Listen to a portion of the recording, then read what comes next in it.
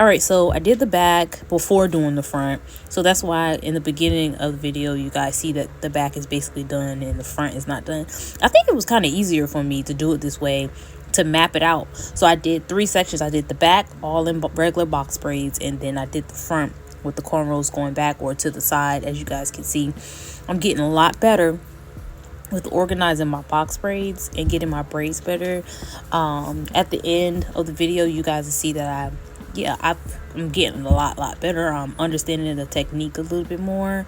The only thing is, here you see that the hair is not frizzing up in the back, but when we go outside to do the video, it starts frizzing up, and I'm like, okay, so now I'm gonna have to put mousse on it. I don't want to do all that, but hey, you know, it looks like that's what I have to do towards the end of me finishing her hair, if I do decide to do box braids again for a style or any type of braids. It seemed like I need to put either mousse, or towards the ends I need to spread the braid gel up there so it can stay flat and don't frizz up, because that's how it looks at the end of the videos.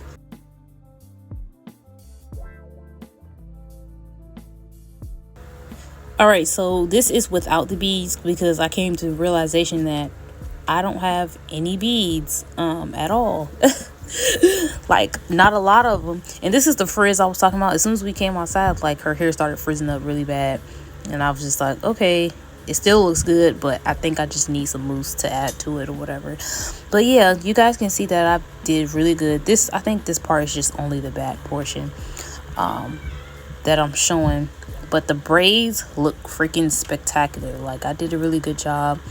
Underneath those braids, I did some separate braids underneath so that her hair doesn't pull, but I think I did a really good job. So it'll be more videos to come of me practicing and getting better, so that potentially at one point I can get my own little space at a salon, possibly part-time, you know what I'm saying, like, just to see. I'm hoping within the next few months I can get to that point. Oh, this is where I added some of the beads, because we didn't have a lot of beads, because like I told y'all, my daughter does not like wearing beads like that. She says they hurt when she's like playing and stuff. They hit her in her face, they hit her on the neck.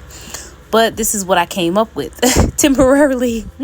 But they do look good with beads. The hairstyle looks great. I executed perfectly. I believe I did great. Yeah, so leave your comments down below, and I'll be posting more videos soon. Bye.